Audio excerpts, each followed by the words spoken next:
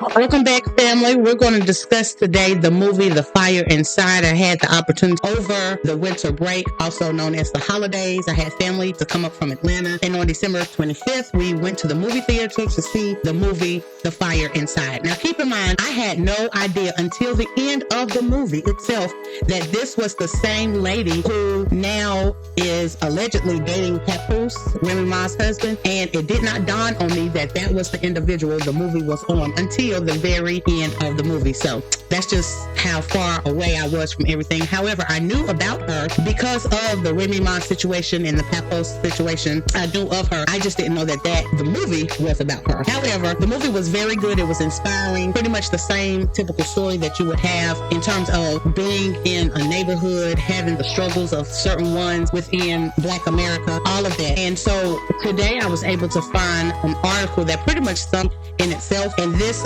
article was written by The Gander, and it says 8 things you didn't know about Flint native and pro boxer Claressa Shields. So pretty much this article talks about the movie itself. The movie itself was about her upbringing, what she went through, how she got to be where she is today. It was very inspiring, and it was a good movie for the most part. So let's go ahead and dive into what the movie was about. This is her, Claressa Shields, as you can see. And it says, the fierce Michiganer is a fighter in every sense of the word. Claressa Shields has fought her way to becoming a champion since she was a young teen.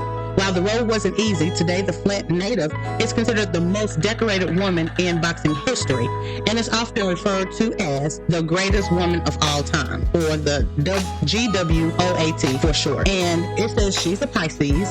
Claressa Shields, born on March 17th, 1995 in Flint. In astrology, Pisces are known for their adaptability and flexibility. These traits may explain how Shields was able to navigate difficult situations throughout her childhood. Her father was an amateur boxer. Claressa's father, Clarence Bobo Shields, was an accomplished amateur boxer in Flint. His career was cut short, however, when he had to serve a 7-year prison sentence when Claressa was a toddler.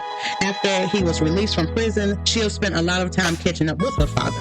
One day, he would just tell me how he wished that he would have never gone to prison because he would have done what he loved. He felt that if he would have stuck to boxing, he probably would have been able to get a fight. Shields said in an interview with People. At that moment, I decided that I would box for my dad so that he can live some of his life through me. She started boxing at the age of 11 years old. Inspired by her father and famous women boxers like Layla Ali, Shields began boxing at Flint Burston Field House when she was only 11 years old. There she met her coach and trainer, Jason Crutchfield, an accomplished boxer in his own right.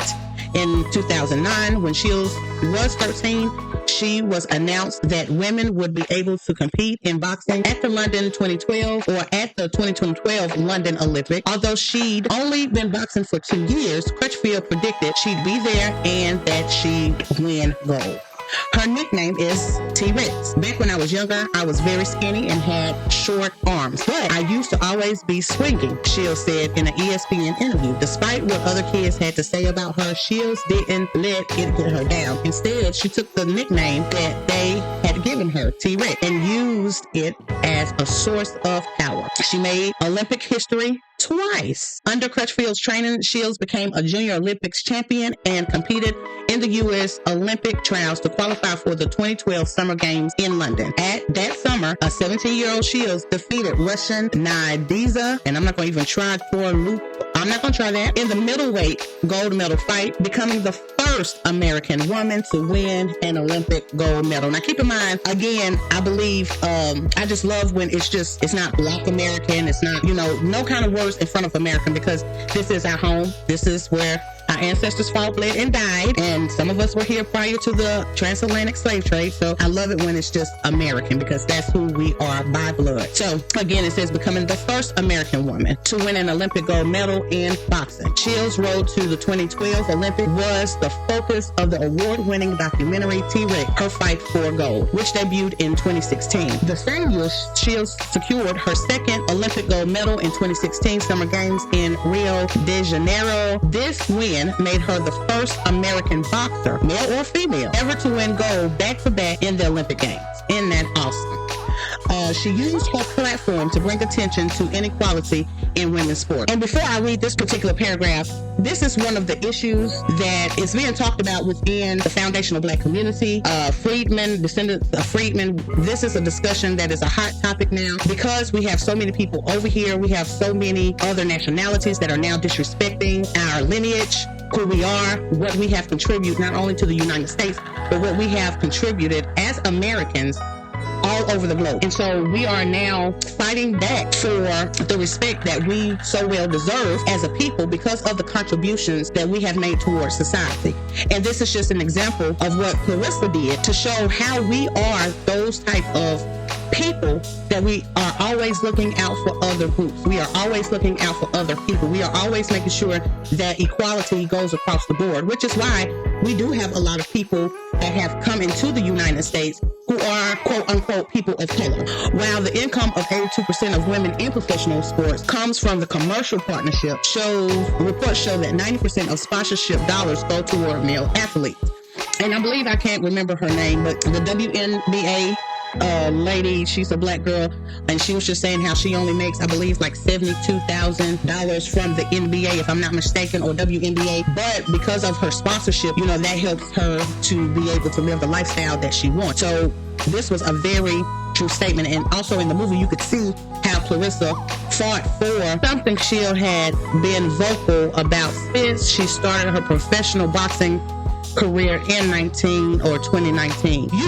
You think that every Olympic gold medalist, you win a gold medal, you get all this money and endorsements, and I got nothing but my gold medal, Shields says in a PBS News interview. And it even shows in the movie how things got so bad for her after winning her medals that she even tried to pawn one of her gold medals just so she could have food and help her mother pay her bills. Thankfully, the pawn shop owner would not let her do that. She has a street in Flint named after her. In 2021, the Flint City Council approved a resolution that would authorize an honorary street sign in Shields' name on Spencer Street. And so she actually put in work in this particular field. I'm not going to read all of this because it is pretty lengthy. Her story was the inspiration for the movie. Again, if you haven't seen it, I implore you to go out and support her story. She went through a whole lot in her childhood, and she fought her way through all adversities. She was there for her siblings. And it says Claressa Shields' journey to becoming the most decorated woman in boxing history. Sounds like the stuff that movies are made of, and now it actually is. If you like this video, please like, share, comment, and subscribe, and I will see you in the next video. May the Most High bless.